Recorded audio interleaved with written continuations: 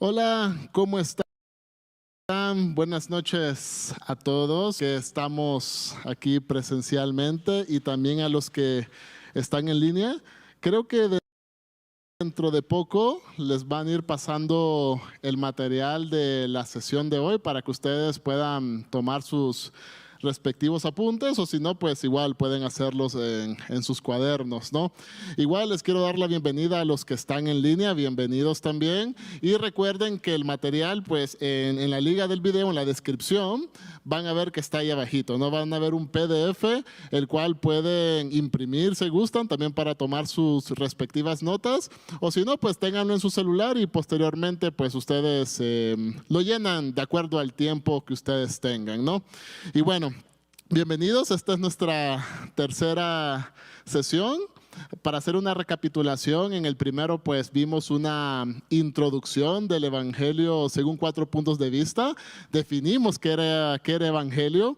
Vimos así a grandes rasgos el propósito y un poco de los autores que escribieron los 4 libros que están en nuestras Biblias. Y la semana pasada vimos el Evangelio según Marcos y vimos su estructura, ¿no? Recordando que Marcos está dividido en 2 estructuras. La primera ascendente, que era Jesús el Hijo de Dios. La segunda, que era Jesús el Hijo del Hombre, con un centro, recordarán, ¿no? Una parte medular, que es cuando Pedro le dice a Jesús: tú eres el Cristo, ¿no? Y bueno, eso vimos las últimas 2 semanas y hoy vamos a empezar con el segundo evangelio sinóptico, que sería el evangelio según Lucas. Listo, ¿estamos preparados para escuchar todo lo que tiene Lucas para nosotros? Bueno, pues vamos a empezar con datos históricos y datos relevantes de Lucas, ¿sale? Originalmente, Lucas se escribe para un tal Teófilo. Entonces vamos a leer Lucas 1, del 1 al 4, y aquí nos vamos a dar cuenta por qué sabemos esto. Y es uno de los detalles así que relevantes que tal vez no habíamos pensado antes. Fíjate, dice: dedicatoria a Teófilo. Puesto que ya muchos han tratado de poner en orden la historia de las cosas que entre nosotros han sido ciertísimas, tal como nos lo enseñaron los que desde el principio lo vieron con sus ojos y fueron ministros de la palabra, me ha parecido también a mí, después de haber investigado con diligencia todas las cosas desde su origen, escribírtelas por orden, oh excelentísimo Teófilo, para que conozcas bien la verdad de las cosas en las cuales has sido instruido. Entonces aquí vemos pues toda una dedicatoria a este tal Teófilo. ¿De dónde viene Teófilo? ¿Quién es? En realidad no sabemos con exactitud quién era Teófilo, pero sabemos que el propósito de Lucas era para que Teófilo supiera con certeza sobre la persona y la obra de Jesucristo. Quizá Teófilo ya había recibido los fundamentos cristianos, pero aún no había sido totalmente afianzado en la fe. Entonces, por eso era necesario que Lucas le escribiera este documento. Ciertamente el tal Teófilo, ¿no?, era un gentil y al parecer de alta posición social por la forma en la que Lucas se refiere a él. Entonces, yo me imagino a Lucas haciendo toda una investigación, preguntándole a las personas más cercanas a Cristo sobre todo lo que había acontecido. Y así lograr este documento, ¿no?, que termina siendo como una tesis, porque imagínate que desvincúlamelo, no seas malo, por favor. Imagínate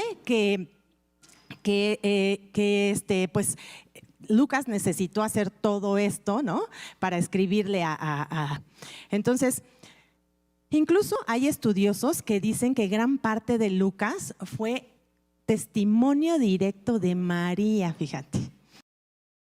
Y por eso podemos ver en acción a diferentes mujeres en este evangelio, incluso más que en cualquier otro. Entonces es súper interesante ver las cosas que para Lucas resaltaron y que las plasmó en este documento. ¿no? Otro dato curioso es que Teófilo en griego significa amado de Dios. Entonces, no sé si te sientes aludido. Yo me siento aludida. Yo sé que yo soy amada de Dios y yo creo que también el mensaje que tiene Lucas también puede ser para mí. Entonces, vamos a ver algunas características de Lucas. Lucas se escribe alrededor del año 60. Muy probablemente se escribe antes de Mateo. Lucas es el único autor no judío del Nuevo Testamento. Era un gentil que al parecer era de Antioquía. Después Lucas escribió a sus compatriotas, escribió con esta mentalidad griega para la comunidad intelectual. Y ya van a ver por qué. Lucas fue un escritor bien educado, bien observador y muy cuidadoso en su escrito, ¿no? Lucas presentó en su relato 20 milagros, de los cuales 6 no están registrados en ningún otro evangelio. Nos describe parábolas que no encontramos en ningún otro evangelio. Y ya vamos a saber cuáles más adelante. El evangelio de Lucas es el relato histórico más detallado. Y para los que están aquí presencial, puedes ir llenando incluso tu material, ¿no? Ahí te estoy dando algunas referencias para que tú puedas llenar en tu segunda hoja. Bueno, nos describe parábolas que no encontramos en ningún otro evangelio, te decía, ¿no? Y es el relato histórico más detallado de la vida de Jesús, ¿no? En Lucas aparece por primera vez la palabra Salvador. Él nos introduce a ver a Jesús como nuestro Salvador, como el cumplimiento de aquella promesa en el Antiguo Testamento. Lucas escribió 2 tesis prácticamente porque fueron sus investigaciones. Entonces escribe Lucas y escribe el libro de los Hechos, ¿ok? Después probablemente fue uno de los convertidos del mensaje de Pablo, fíjate. Ya que durante los escritos de Pablo vamos a ir viendo poco a poco que era su amigo muy cercano, y después le acompañó en este segundo viaje misionero que hizo Pablo, quedándose con él, dice Pablo en sus escritos, hasta el final de sus días, ¿no? Cuando Pablo estaba escribiendo su segunda carta a Timoteo, en el capítulo 4, versículo 11, dijo: solo Lucas está conmigo. Y esto nos hace saber que lo acompañó, ¿no? Tal vez en Colosenses, Pablo, en el capítulo 4, versículo 14, lo llamó el médico amado. Y su profesión es la razón por la cual este evangelio da una gran relevancia a las sanidades que Dios hizo, ¿no? Después, el doctor Lucas se encontraba entre los científicos de esos tiempos y utilizó muchos términos médicos. Si lo lees con calma, te vas a dar cuenta y te van a resaltar estas cosas que están tan bien descritas por Lucas. Escribió en griego, ¿no? Y su griego era superior, ¿sí? Se notaba su capacidad, se notaba su preparación. Era superior incluso al griego, la escritura del griego era superior incluso a todos los escritores del Nuevo Testamento, incluso superior a la de Pablo. Y mira que hablar de Pablo ya eran palabras mayores, ¿no? Te decía, su preparación era evidente, ¿no? Este Lucas es un historiador, es un poeta, es un artista, ¿no? Y porque vamos a encontrar en Lucas también esta parte que hasta el día de hoy cantamos en la Navidad, ¿no? Él nos introduce, a Lucas le debemos la Navidad, a Lucas le debemos este acto que cambió nuestra historia, ¿no? Y que celebramos hasta el día de hoy. Los relatos de las parábolas de cristianos y no cristianos que conocemos hasta hoy en día y que utilizamos como ejemplo de moralidad. Estas parábolas como el hijo pródigo y el buen samaritano, las utiliza creyente y no creyente. No sé si estás de acuerdo con el mundo, utilizamos estas parábolas, ¿no? Y sabemos lo que significan cada una. En el libro de los Hechos, que también está escrito por Lucas, nos deja ver cómo se enlazan las historias y los encuentros entre los discípulos. Por eso es tan interesante que si tú lees Lucas, te vayas enseguida a leer también los hechos, porque vas a ver la historia, cómo se está enlazando y todos los acontecimientos, todo lo que estaba pasando. Y mira acá, también vamos a descubrir algo. Al principio, Lucas narra como en tercera persona, porque ya vimos que era este investigador, ¿no? Pero conforme va pasando la escritura, empieza a narrar en primera persona. Y esto nos hace saber que él ya era el actor de toda esta historia. Ajá, ya se había encontrado con Pablo y ya lo acompañaba a sus viajes misioneros. Después, bueno, pues este evangelio revela la verdadera naturaleza humana de Jesús, así como la generosa simpatía de este médico del primer siglo, ¿no? Que por su profesión conoció mucho y de primera mano sobre el sufrimiento de la humanidad. Lucas estaba consciente de lo que estaba pasando por la profesión que tenía, ¿no? Rápidamente te voy a enumerar algunas cosas que solo sucedieron en Lucas, ¿ok? La visita de Gabriel a Zacarías y María. Detalles del nacimiento de Jesucristo en Belén. El testimonio de Simeón y de Ana. El niño Jesús a los 12 años de edad en el templo. El llamamiento de los 70. El hecho de que Cristo sangró por cada poro en el Getsemaní. Nos lo narra un poco así. Jesús le dice al ladrón, cuando estaban colgados en la cruz, que estaría con él en el paraíso. Estas son cosas que solamente vamos a encontrar en Lucas, ¿ok? Y con estos datos, pues ya podemos ir entrando, ¿no?, al contenido de Lucas y el punto de vista de Lucas en el Evangelio, ¿ok?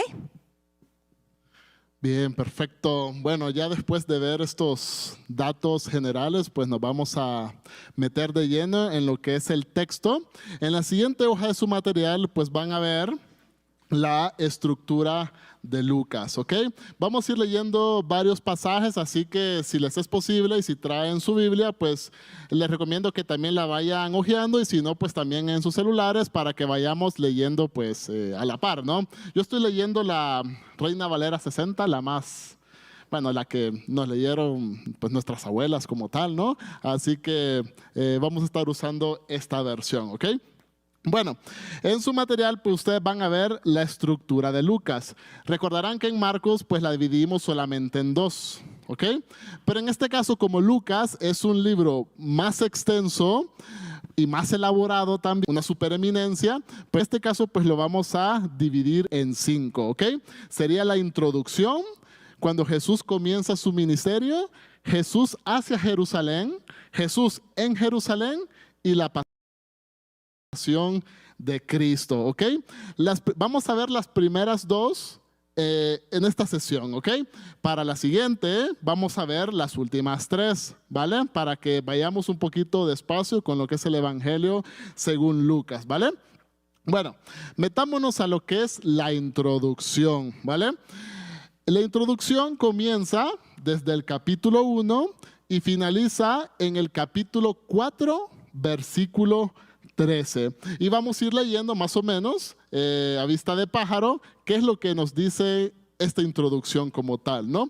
Bueno, como bien ya lo dijo mi esposa, a partir del versículo 1 del capítulo 1 hasta el versículo 4, pues nos narra el propósito del Evangelio, ¿no? Que precisamente Lucas lo que quiere es mostrar un informe detallado de la vida de Jesús como tal, ¿no? Desde el principio, dice Lucas como tal, ¿no? Precisamente hasta su muerte y resurrección, ¿vale? Mi esposa lo leyó, así que esa parte pues nos la vamos a saltar.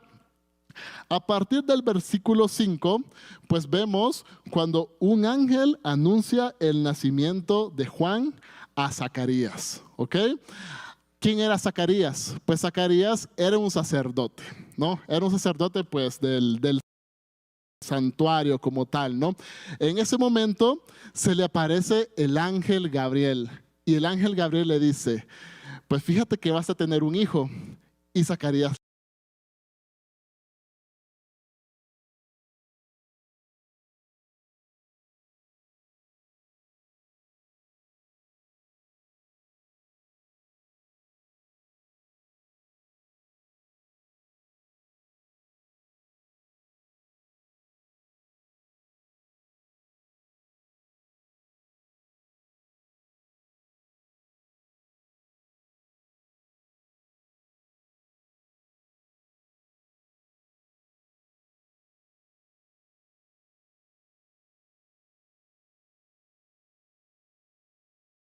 ese momento, como Zacarías tuvo poca fe, pues entonces el ángel le dijo, pues como no tuviste fe, pues a partir de hoy vas a quedar mudo como tal, ¿no? Y bueno, esta es parte de la introducción del Evangelio, cuando se anuncia el nacimiento de Juan el Bautista. Después, a partir del versículo 26, adivinen qué, como una historia paralela a esta de Juan el Bautista, un ángel anuncia el nacimiento de Jesús a María. Y el mismo ángel, el ángel Gabriel, ¿qué le dice el ángel a María? El Señor es contigo, bendita tú entre las mujeres. Y ahora concebirás en tu vientre y darás a luz un hijo, y llamarás su nombre Jesús. Este será grande y será llamado Hijo del Altísimo. Y el Señor Dios le dará el trono de David, su padre. Y reinará sobre la casa de Jacob para siempre, y su reino no tendrá fin. ¿Ok? Y bueno, más o menos parecido a lo que pasó con Zacarías, aunque no tanto, ya van a ver por qué. María le dice, Señor, pero ¿cómo yo voy a tener un hijo si no he conocido varón? En este caso, pues no era estéril como lo es Elizabeth, la esposa de Zacarías, ¿no? Pero no ha conocido varón, ¿vale? Pero, ¿qué le dice el ángel? Que va a concebir por medio del Espíritu Santo, ¿no? Y a partir de que le dice eso, le dice el ángel, dice María, y esto me gusta lo que contesta María, ¿no? He aquí la sierva del Señor, hágase conmigo conforme a tu palabra. En el versículo 38, y el ángel se fue de su presencia. Es decir, María cooperó, ¿no? María en ese caso, pues se dejó ser instrumento para Dios, ¿no? Y qué bendición. Imagínense ustedes, pues, ser mamá del Salvador del mundo, ¿no? ¿Va? Bueno, y a partir del versículo 39 vamos a ver la visita de María a Elizabeth, que eran parientes, ¿ok? Y bueno, como tal sería el primer encuentro que tiene Jesús con Juan el Bautista, ambos en los vientres de sus respectivas madres. No fue cuando Juan bautiza a Jesús, no, fue en este momento. Leamos un poquito en el versículo 41. Y aconteció que cuando oyó Elizabeth la salutación o el saludo de María, la criatura saltó en su vientre. Y Elizabeth fue llena del Espíritu Santo. Y exclamó a gran voz y dijo, bendita tú entre las mujeres y bendito el fruto de tu vientre. En el versículo 46 dice, entonces María dijo, engrandece mi alma al Señor, y mi espíritu se regocija en Dios, mi Salvador. Esta es la primera vez que vemos en el libro de Lucas la palabra Salvador, que en griego es soter, ¿no? Soter, la palabra Salvador. Mi esposa ya lo adelantaba, pero es gracias a Lucas a quien le debemos la palabra Salvador. En ninguno de los otros evangelios sinópticos vamos a encontrar la palabra Salvador. Y en Juan, que no es sinóptico, solo lo vamos a ver una vez. Y en Lucas, pues lo vamos a ver bañado de esta palabra, Salvador, soter como tal, ¿no? Bueno, a partir del versículo 57 vemos el nacimiento de Juan el Bautista, ¿vale? Y bueno, cuando la gente va a conocer a Juan como tal, la gente pues le dice a Elizabeth, ¿no? ¿Cómo se va a llamar tu hijo? No, pues tu hijo se debe llamar Zacarías, como su padre. Y Elizabeth, ¿qué contesta? No, se llama Juan. ¿Por qué? Pues porque me lo dijo el Señor, que se iba a llamar Juan, ¿no? Y le preguntan a Zacarías, y recuerden que Zacarías pues estaba mudo en ese momento, ¿no? A Zacarías pues le dan una tablilla y le preguntan, ¿cómo se va a llamar tu hijo? Y él dice, se llama Juan, ¿ok? Y en ese momento pues se destapa la boca de Zacarías y empieza a profetizar, ¿no? En el versículo 67 vemos, y Zacarías su padre fue lleno del Espíritu Santo y profetizó diciendo, bendito el Señor Dios de Israel, que ha visitado y redimido a su pueblo y nos levantó un poderoso Salvador. Otra vez esta palabra, ¿no? Como habló por boca de sus santos profetas que fueron desde el principio, salvación de nuestros enemigos y de la mano de todos los que nos aborrecieron, Nos vamos al versículo 76 ahora, que ahora pues le habla al niño, a su hijo, a Juan, ¿no? Y tú, niño, le dice, profeta del Altísimo serás llamado, porque irás delante de la presencia del Señor para preparar sus caminos, para dar conocimiento de salvación a su pueblo para perdón de sus pecados. Vemos cómo Lucas pues nos está contando Salvador, Salvador, Salvador, porque Jesús pues era el Salvador del mundo, no solo de judíos, sino también de gentiles y del mundo, ¿vale? Bueno, a partir del capítulo 2 pues vemos el nacimiento de Jesús, ¿vale? Ya vimos el nacimiento de Juan, ahora vemos el nacimiento de Jesús y de la visita de los pastores, ¿no? Que otra vez el ángel pues se le aparece a unos pastores. Y vemos en el versículo 10 del capítulo 2, el ángel les dijo a los pastores, no temáis, porque también se espantaron. Imagínense ustedes que se les aparezca un ángel también, ¿no? O sea, no sé qué tan fácil sería para nosotros. No temáis, porque he aquí os doy nuevas de gran gozo, que será para todo el pueblo, que os ha nacido hoy en la ciudad de David un Salvador, que es Cristo el Señor. Y repentinamente, a partir del versículo 13, apareció con el ángel una multitud de las huestes celestiales que alababan a Dios y decían, gloria a Dios en las alturas y en la tierra paz, buena voluntad para con los hombres. Pues aquí vemos pues cómo festejaba el cielo, las huestes celestiales y también en la tierra con los pastores, ¿no? Y cuando decimos gloria a Dios en las alturas y en la tierra paz, ¿qué nos recuerda? ¿Qué nos recuerda? A ver, nos recuerda la Navidad, ¿no? Esta fue la primera Navidad de la historia, porque en ese momento nació el Salvador, ¿ok? A Lucas es a quien le debemos la Navidad. Bueno, nace Jesús. Y a partir del versículo 21, María y José llevan a Jesús al templo a los 8 días de su nacimiento para circuncidarlo, de acuerdo con las costumbres judías, ¿no? A partir del versículo 25 vemos a un hombre llamado Simeón, ¿no? A quien se le había revelado que él no se iba a morir sin antes ver al Salvador. Leamos el versículo 25. Y he aquí, había en Jerusalén un hombre llamado Simeón, y este hombre era justo y piadoso y esperaba la consolación de Israel, y el Espíritu Santo estaba sobre él. Y se le había revelado por el Espíritu Santo que no vería la muerte antes que viese al ungido del Señor, es decir, al Mesías.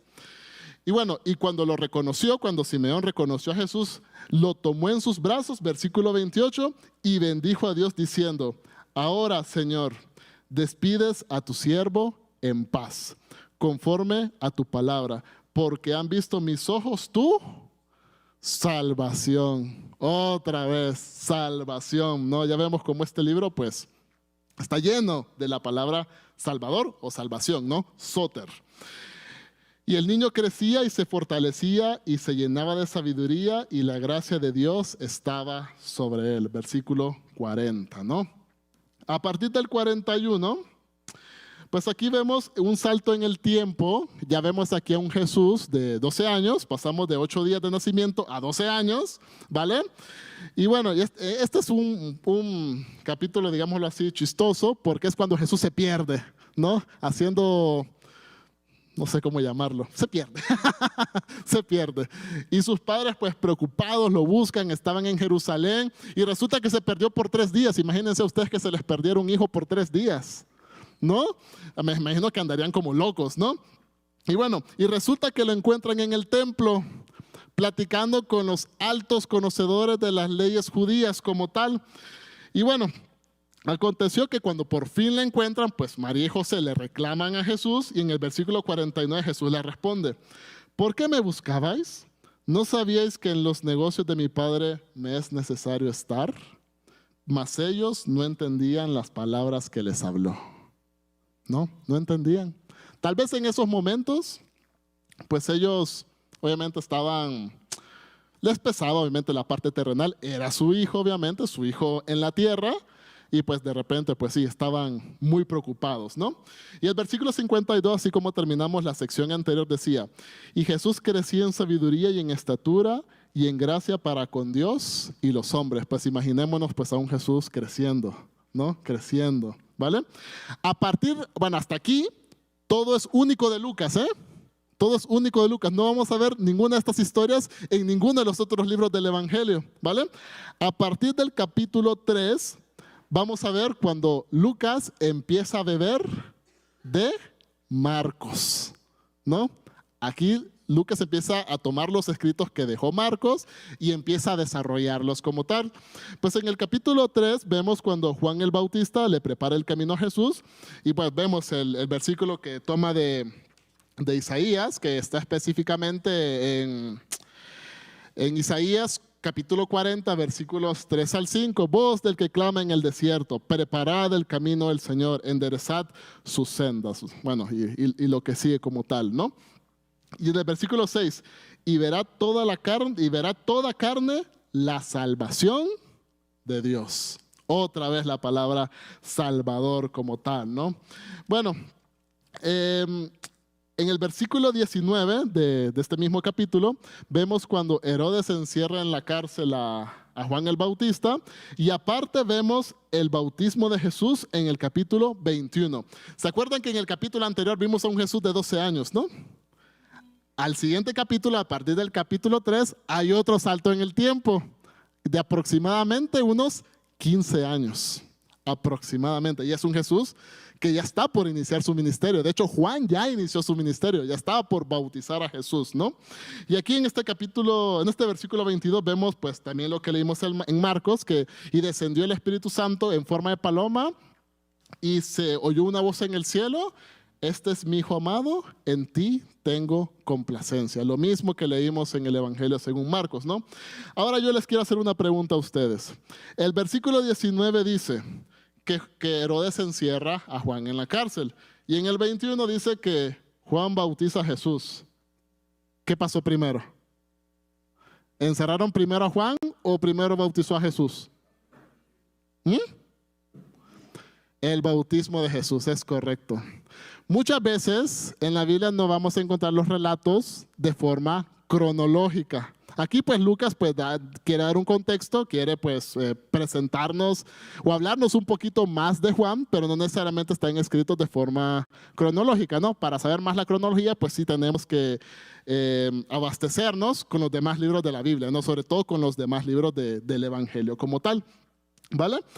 Y bueno, en el versículo 23 de este capítulo vamos a ver la genealogía de Jesús, que esto también va a aparecer en Mateo. Solamente estos dos libros sinópticos, tanto Lucas como Mateo, son quienes nos presentan la genealogía de Jesús, pero desde diferentes énfasis, ¿vale? Mateo, hablemos de Mateo primero, empieza desde Abraham, ¿no? Como el padre de la fe. Y termina obviamente en Jesús, ¿vale? Aquí Lucas pues nos lo presenta de adelante hacia atrás. Empieza. Jesús mismo al comenzar su ministerio era como de 30 años. Hijo según se creía de José, hijo de Elí, hijo de Matat, hijo de Leví, hijo de Melqui, hijo de Hanna, hijo de José, hijo, hasta que termina en hijo de Nos, hijo de Set, hijo de Adán, hijo de Dios, ¿no? Así nos lo presenta. En aquella época pues era muy importante la genealogía como tal, ¿no? Y a partir de aquí pues empieza el capítulo 4, que son las tentaciones de Jesús. Las 3 tentaciones. Recordarán en Marcos, en el capítulo 1, que dice Jesús fue tentado. No dice más, ¿no? Pero aquí Lucas pues ya lo desarrolla, ¿no? Ya nos dice cuáles fueron esas tentaciones de Jesús. En el versículo 2 pues dice que era tentado y no comió nada en aquellos días, pasados los cuales tuvo hambre, ¿no? Y el diablo le dijo: si eres hijo de Dios, di a esta piedra que se convierta en pan. Jesús respondió: escrito está, no solo de pan vivirá el hombre, sino de toda la palabra que salga de la boca de Dios. Y lo llevó a un monte alto, el diablo, ¿no? Y le mostró en un momento todos los reinos de la tierra. Y le dijo: si tú postrado me adorares, todos serán tuyos. Respondiendo Jesús: vete de mí, Satanás, porque escrito está: al Señor tu Dios adorarás y a Él solo servirás. Segunda tentación, vamos a la tercera. Y le llevó a Jerusalén y le puso sobre el pináculo del templo y le dijo: si eres hijo de Dios, échate de aquí abajo porque escrito está, a sus ángeles mandará cerca de ti que te guarden y en las manos te sostendrán para que no tropieces con tu pie en piedra. Aquí Satanás, ¿saben qué está citando? El Salmo 91. Está tentando a Jesús con la misma Biblia, ¿no? Aquí pues podemos sacar una enseñanza, ¿no? A veces podemos distorsionar la Biblia para cometer pecados. Y es por eso que nosotros tenemos que leerla y saber qué es exactamente lo que nos quiere decir Dios. ¿Ok? Porque aquí lo ven, el ejemplo. Satanás quiso tentar a Jesús con la misma Biblia. Y respondiendo Jesús le dijo, dicho está, no tentarás al Señor tu Dios. Y cuando el diablo hubo acabado toda tentación, se apartó de él por un tiempo. Y aquí termina la primera parte, ¿no? La introducción del Evangelio según Lucas, ¿vale? Vamos a iniciar con la segunda parte, ¿ok? La segunda parte es cuando Jesús comienza su ministerio y este iría desde el capítulo 4, versículo 14, hasta el capítulo 9, versículo 50. Precisamente la tarea que les dejamos, que ustedes leyeran. No esperamos que ustedes lo hayan hecho, ¿vale? Bueno, ¿cómo inicia esta sección? Pues cuando Jesús inicia su ministerio, ¿no? En Galilea específicamente, ¿no? ¿Y cómo empieza? Empieza con el manifiesto de Jesús, ¿vale? Versículo 16. Vino a Nazaret donde se había criado y en el día de reposo entró en la sinagoga conforme a su costumbre y se levantó a leer. Y se le dio el libro de Isaías. Y habiendo abierto el libro, halló el lugar donde estaba escrito: el Espíritu del Señor está sobre mí por cuanto me ha ungido para dar buenas nuevas a los pobres. Buenas nuevas, evangelio, recuerden, ¿no? Me ha enviado a sanar a los quebrantados de corazón, a pregonar la libertad a los cautivos y vista a los ciegos, a poner en libertad a los oprimidos, a predicar el año agradable del Señor. Y enrollando el libro lo dio al ministro y se sentó. Y los ojos de todos en la sinagoga estaban fijos en él. Y comenzó a decirles: hoy se ha cumplido esta escritura en presencia de ustedes. ¿Vale? Este pues es el manifiesto de Jesús, que pues esto lo toma de Isaías 61, versículo 1 al 2. ¿Vale? Bueno, el mismo pasaje nos dice, ¿no? Que pues le dieron el libro del profeta Isaías, ¿no? Y a partir de aquí pues vamos a ver muchas enseñanzas de Jesús, también milagros, que precisamente ya lo pudimos ver en Marcos, ¿no? Por ejemplo, cuando Jesús enseña con gran autoridad, cuando Jesús sana a la suegra de Pedro, cuando predica en Galilea. En el capítulo 5, Jesús produce una pesca milagrosa como tal, ¿no? Que es cuando está con Pedro, con Juan y Jacobo, y pues no habían podido pescar nada en todo el día. Y Jesús le dice: vuelvan a echar las redes. Y le dice le dice Pedro: Señor, pero no hemos podido. Pero en tu nombre o por ti vamos a volver a lanzar estas redes, ¿no? ¿Y qué creen que pasó?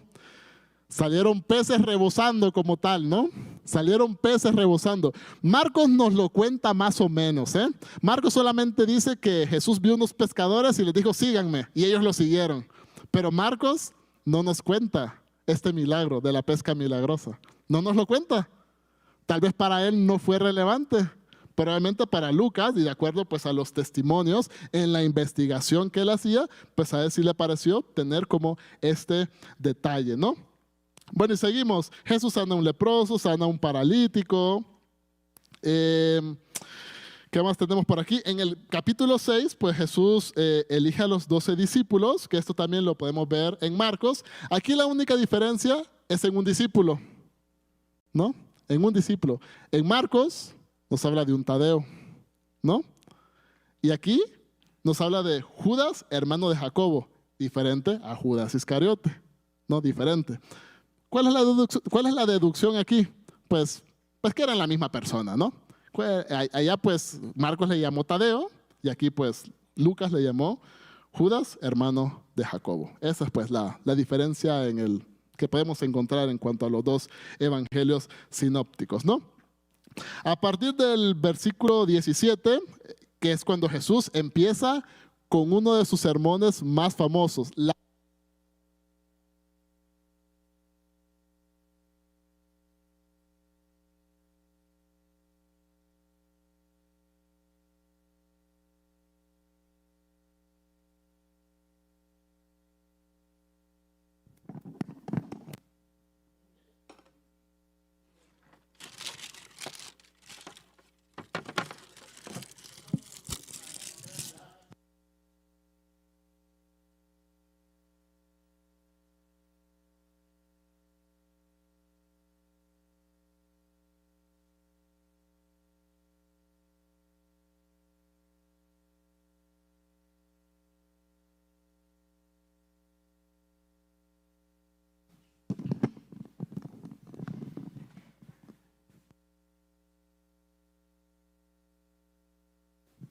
Fallas técnicas, amigos, perdón, ya regresamos. Bueno, decíamos que a partir del versículo 17, pues empieza el sermón de los sermones, ¿no? El que ha trascendido por la historia como tal, ¿no? Que también se usa tanto en tradiciones cristianas como no cristianas, que es el sermón de la llanura o sermón del monte o sermón de la montaña, ¿no? Que aquí empieza con la bienaventuranza, ¿no? Bienaventurados vosotros los pobres, porque vuestro es el reino de Dios. Bienaventurados los que ahora tenéis hambre, porque seréis saciados. Bienaventurados los que ahora lloráis, porque reiréis. Y bueno, empieza con las bienaventuranzas y todos los sermones que nos da Jesús, pues precisamente en este discurso de él, ¿no? Y bueno, este sermón también lo podemos encontrar en Mateo, ¿no? De hecho, Mateo lo desarrolla aún más que Lucas, ¿no? Porque Mateo pues tiene otro énfasis, un poquito más pedagógico, ¿vale? Bueno, en el capítulo 7 pues vemos algunas pues también historias de Jesús que también pues podemos leer en Marcos, ¿no? En el versículo 30 del capítulo 7, pues vemos una pecadora que unge los pies de Jesús, que esta también es una historia única de Lucas, ¿no? Y en el versículo 8, cuando varias mujeres acompañan a Jesús y a los discípulos, este es el evangelio que exalta a las mujeres. De hecho, es Lucas quien nos dice que Jesús también tuvo discípulas, ¿no? Tuvo discípulas como tal, ¿no? Eso nos cuenta el capítulo 8, ¿vale? Y bueno, vámonos hasta el 9, versículo 7, que es cuando Herodes ordena la muerte de Juan el Bautista. Ya ven que pues Herodes pues se metió con la mujer del hermano, como tal, ¿no? Y aquí vemos a partir del versículo 18 del capítulo 9, que es el centro de todos los evangelios, ¿no? El centro de todos, que es cuando Pedro confiesa que Jesús es el Mesías. Versículo 18. Aconteció que mientras Jesús oraba aparte, estaban con él los discípulos y les preguntó diciendo, ¿quién dice la gente que soy yo? Ellos respondieron, unos, Juan el Bautista, otros, Elías, y otros, que algún profeta de los antiguos ha resucitado. Él les dijo, ¿y vosotros quién decís que soy? Entonces respondiendo Pedro dijo, el Cristo de Dios. ¿Qué decía en Marcos? Tú eres el Cristo. Aquí dice, tú eres el Cristo de Dios, ¿no? Es decir, el ungido o el enviado de Dios, ¿vale? Y bueno, y con esto, chicos, terminamos la segunda parte, que es cuando Jesús, pues, inicia su ministerio. Vamos a dejar la estructura hasta acá porque ya ven que Lucas es un libro bastante extenso, así que las siguientes 3 partes la vamos a dejar para dentro de 2 semanas, creo, ¿no? Porque la siguiente es Semana Santa, ¿vale? Así que mi esposa les va a dar algunas conclusiones de lo que estudiamos el día de hoy. Ok. Bueno, para concluir vamos a descubrir rápidamente el propósito del Evangelio. No sé si a ti te pasa lo mismo que a mí. Me parece increíble pensar a Lucas investigando y recopilando todos los detalles de lo que había pasado con Jesús. Entonces, imagínate también a Teófilo recibiendo este documento. Probablemente Teófilo fue el primero en leer este texto, ¿no? Disfrutando de esta pues narrativa de Lucas, y yo me imagino que se lo quiso devorar en unos minutos, ¿no? Y él está descubriendo la pasión, la vida, la crucifixión, la resurrección de Jesús, por lo que le manda Lucas, ¿no? Estas narrativas de Lucas tienen que ver con un Dios de amor, con un Dios relacional, con un Dios que es Padre y que nos vino a amar a todos. Hasta el día de hoy, esto nos conecta con el corazón del Padre. Entonces espero que esta como resumen de lo que es Lucas te está impactando tanto tu corazón como el nuestro, de verdad, ¿no? Vimos también que Lucas hace énfasis en que Jesús es el Salvador del mundo. Lo repetimos muchas veces, ¿no? Nos vino a salvar a todos, y esta es la razón por la cual este mensaje trasciende en los tiempos, ¿no? Vemos un aspecto de Jesús como más allá de las fronteras de Israel, ¿sí? Tiene una finalidad para todas las naciones en toda la historia de la humanidad, ¿no? Lucas es también el evangelista que más resalta la bondad y la misericordia de Jesús. Y también, y una de las cosas que a mí personalmente más me gustan, da a la mujer un lugar especial, la dignifica y muestra que para él el papel de la mujer también es relevante. Este es el evangelista del gozo, de la salvación mesiánica, ¿no? Del cual él mismo es un objeto, ¿no? Sin ser judío, ¿no? Entonces, un rasgo característico de Lucas, y esto ya para cerrar, es que nos muestra la compasión de Jesús por los marginados, ¿no? Los pobres, las mujeres, los no judíos, ¿no? Y si pudiéramos hacer una clasificación de este evangelio, sería de esta forma, ¿no? Se interesa, es el evangelio de los pobres, porque muestra a Jesús encontrándose con personas que han tenido una vida dura y angustiosa. Es el evangelio de la oración, ¿no? Porque nos presenta a Jesús orando continuamente e insistiendo en la necesidad de orar. Y de los pecadores, porque aparece Jesús infinitamente comprensivo con quienes han cometido pecados. Y estoy segura que entre ellos estamos tú y yo. Entonces piensa en que tenemos este Jesús infinitamente comprensivo y piadoso para nosotros, ¿no? Y así terminamos nuestra primera parte del Evangelio según San Lucas, probablemente un pagano que fue salvado por Jesús. Pero acá, antes de terminar nuestra transmisión, quisiéramos como abordar un poco las preguntas que necesitamos compartir. Si tú estás en un grupo en tu casa, si lo estás viendo solo, pues tómate un tiempo para compartir, para platicar de estas preguntas que dejamos al final. Incluso vamos a checar si se pueden poner en la descripción del video. Dice en la primera pregunta, hasta el momento, ¿qué es lo que más te llama la atención de este evangelio?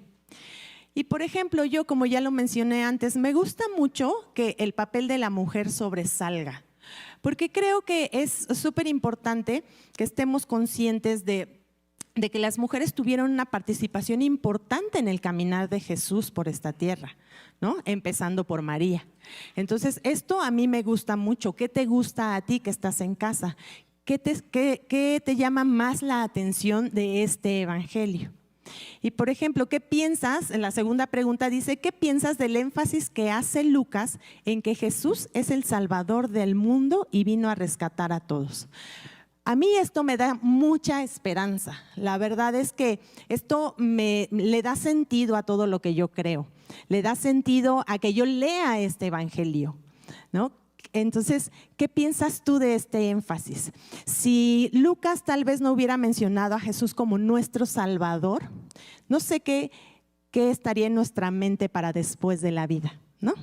Entonces, esta pregunta también puedes compartirla tú con la gente o piensa tú y tal vez hasta puedas escribir. Si tú no te estás reuniendo con nadie, pero estás viendo estos videos, igual puedes también escribir pues tus reflexiones, ¿sale?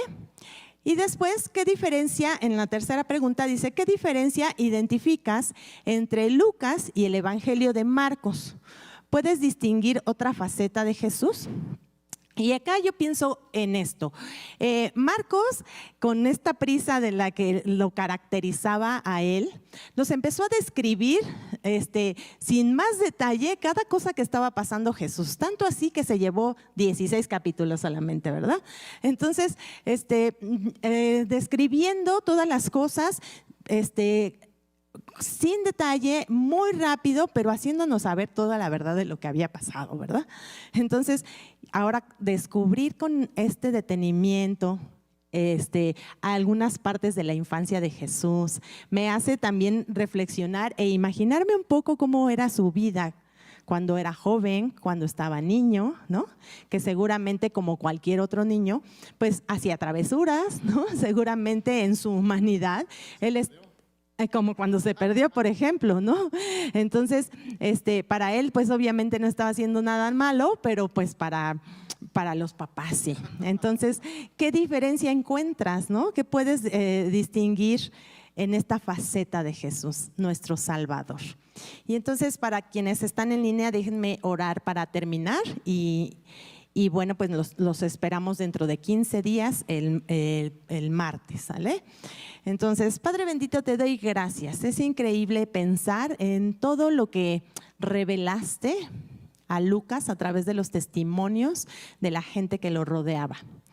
Gracias porque también tuviste presente y viste con importancia hablar de las mujeres que juegan un papel importante para la historia. Gracias porque en Jesús tenemos un Salvador y Lucas se encargó de dejarlo muy claro. Gracias por estos documentos que hoy tenemos con fácil acceso en cualquier momento, en cualquier lugar y a cualquier hora. Gracias por esta palabra que nos deja esperanza y que nos ayuda a seguir creyendo y creciendo en tu palabra. Transforma nuestros corazones, papi. Te necesitamos aprender más de ti, escuchar más de ti y queremos que tu palabra se haga viva en nuestra vida. En el nombre de Jesús, amén. Bueno, pues a los que están en línea, estamos despedidos y tarea para todos. Terminemos de leer el Evangelio según Lucas, ¿ok? Lo vamos a terminar en la próxima sesión.